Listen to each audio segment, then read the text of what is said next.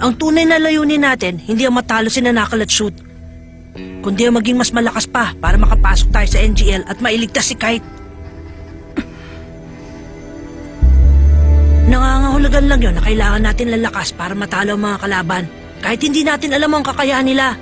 Kahit manalo tayo dito dahil nakapaghanda tayo, walang silbi yun sa atin sa NGL. Naintindihan kita pero bago tayo makapasok sa NGL, kailangan muna natin matalo ang dalawang yun. Huwag mo kalimutan, may time limit tayong 1 buwan. Maiksi lang yun. Masyado na mahaba yun. Huh? 1 linggo. Magiging malakas tayo at makakabalik sa loob ng 1 linggo.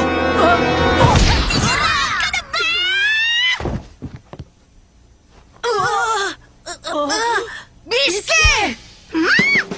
Bakit ka nandito? Ako ang nagpapunta sa kanya rito. Magkakilala kayong dalawa? Hindi, nahanap ko siya ng chinek ko ang background niyo. Pero